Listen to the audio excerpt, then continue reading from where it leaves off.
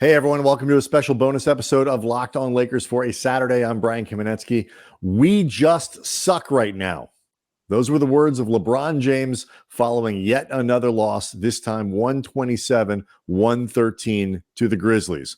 Hard to argue with him. You are Locked On Lakers,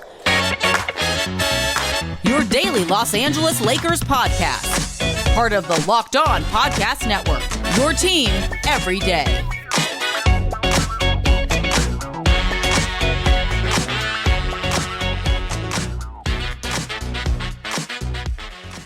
Thanks to everybody for making Locked On Lakers your first listen of every day, Monday through Friday, and obviously on Saturdays as well. Always free, never behind a paywall. Locked On Lakers on YouTube is where you can hang out with over 22,000 subscribers, all of whom are running out of patience, I would say, with the Lakers. They lose again, the fourth straight loss for the Lakers.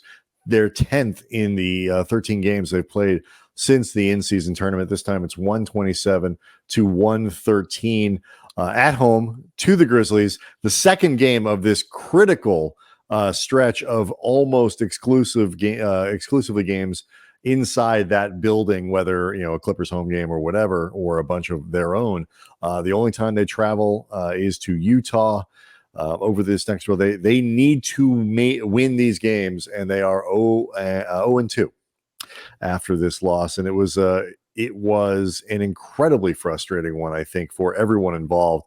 And it flipped the script a little bit. The Lakers came out clearly understanding what this game meant and what they needed. They were up by 9 at the end of the first quarter. This is the rare game where the Lakers actually were terrible in the fourth quarter, which I'm going to get to, and excellent early. LeBron James, excellent early, 5 of 7 for 14 points in the first quarter.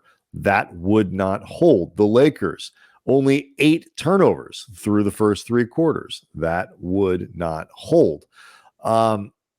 It was one of these games where I feel like, to some degree, everything that has been a problem for the Lakers found a way to be part of this one. There were moments where the Lakers really struggled defensively, particularly in transition, losing players, not getting back.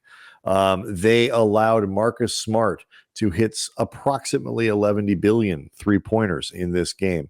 He was 8 of 14 from three-point range.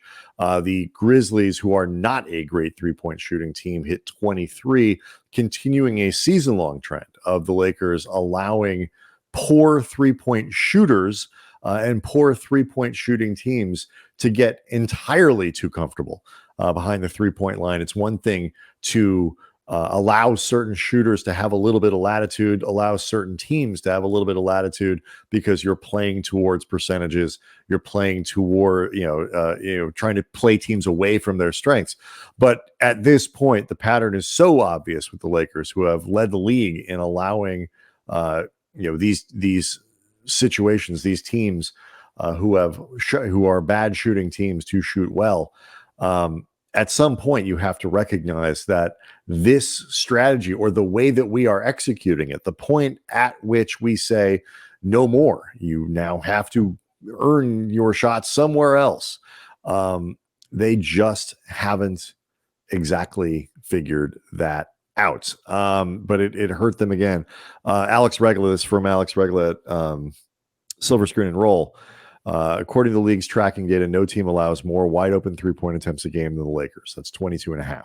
So just drives home that strategy. Like, it is part of what they do, and it is not effective. And, the Lakers started off hot offensively, and the offense would get worse as the game went on, and completely collapsed in the fourth quarter. The issues around, I think, coaching became problematic in the fourth quarter. As the offense collapsed, there was no intervention from Darvin Ham. There was no, assertion of play calling. It was just, let's see if we can isolate LeBron. Let's see if we can isolate Anthony Davis. There was very little ball movement. Everything got very stagnant. The problem that they've had all season, so that's a Darvin thing. We're going to spend a lot of time on Darvin for Monday's show. Andy's doing radio for 710 ESPN, which is, by the way, the Lakers' flagship radio station in Los Angeles, taking a lot of calls, I'm sure, about Darvin. If you had a chance to watch the postgame show on Spectrum Sportsnet, this was one of the first times I've seen Darvin really seem to be struggling to think of what's the right answer here. What's the way for me to go about this? And he ended up landing on a lot of the same platitudes and things about, we're going to focus. I'm not going to shy away from the challenge. And, it's all stuff that we as an audience have heard a bunch of times. And I think fans are kind of sick of it given how they're playing. The big question to me is, if this is what he's saying to the players, if the messaging continues to be this from the players, I am willing to bet that the players have tuned him out and just or if they haven't completely tuned him out, have gotten real close. It is never a good place for a team to be in a situation where the coach and the coach's job security is being called into question as loudly as it has started to become in LA and will become even more so should the Lakers lose to the Clippers on Sunday. Given the trajectory of these teams right now, that is where I think most people would put their money. Very few teams in the NBA playing better, if any, than the Clippers right now. Very few teams playing worse than the Lakers. There was the problem of LeBron, mentioned at the beginning of the game. LeBron had 14 points in the first quarter. He was 5 of 7 from the floor. He finishes the game 11 of 24 for 32 points. So like the end stat line, 32 points, 5 rebounds, 7 assists, 5 steals. It doesn't look bad. And obviously, there's some production in there, but it's really front loaded. And I think what it revealed Saturday or Friday night were the limitations of LeBron. When LeBron goes out and lights it up early and pours a ton into the game early, it's very hard for him to finish with the kind of strength and energy the Lakers might need on a given. Now, look, I had no problem with him trying to, get the Lakers out to a lead early. They've been so bad in first quarters. I'm not blaming LeBron for this game. I'm pointing out limitations to the team leaning on LeBron as hard as they have, not just in this game where he played almost 39 minutes. And these were high leverage, high usage minutes, but all season long. They've put themselves in a position where halfway through the season, or not even halfway through the season, they may have burnt out LeBron or made it hard for him to be a first quarter force and a fourth quarter force because they don't have the depth right now. Rui Hachimura and D'Angelo Russell both missed this game, may miss Sunday's game as well. And so LeBron gets in the fourth quarter. The legs start to go. He turns the ball over 3 times. He missed 4 free throws in the fourth quarter. All 4 free throws that he missed on the night came in the fourth quarter. It was a terrible offensive quarter, which led, of course, as we've seen throughout the season, to terrible defense. When your offense is as bad as the Lakers' offense was in the fourth quarter, it is extremely difficult to play good defense. The Lakers scored 19 points in the fourth quarter. They only scored 21 in the second. Like, they had these incredibly lengthy droughts, often built around shooting, that they were 0 for 6, for example, from 3-point range. They were 5 of 9 from the free throw line. Like, these are just catastrophically bad numbers for a team, against a Memphis team that I understand their record is not good. But their record with Ja Morant back in the lineup is significantly better. I believe I think they were 8-5 or 8-3 coming into this game with Ja. Now I think are 9-3. So this is a team that looks much more like the group that the Lakers faced in the playoffs last year. You can't have these kinds of fourth quarters and expect to win.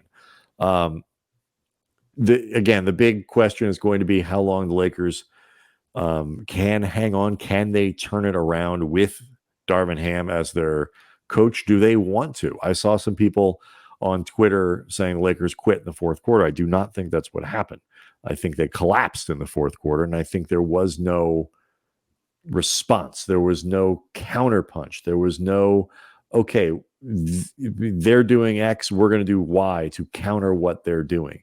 And, the Lakers are shorthanded.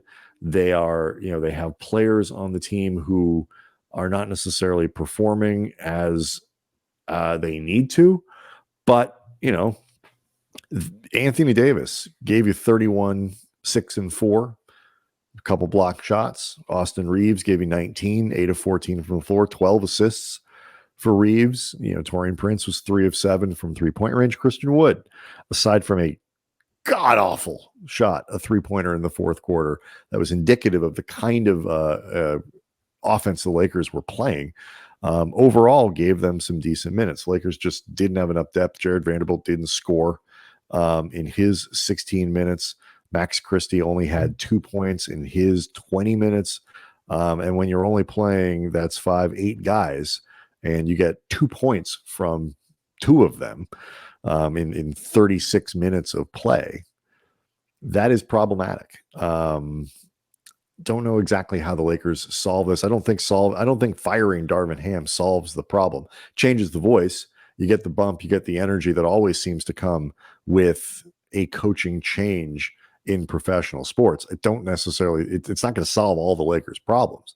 But I do wonder if the Lakers get blown out, if they look bad on Sunday, if we have reached the point where Darvin is coaching on Tuesday. So we'll see. Locked On Lakers on YouTube is where you can go hang out with everyone to complain about what the Lakers are doing, to vent.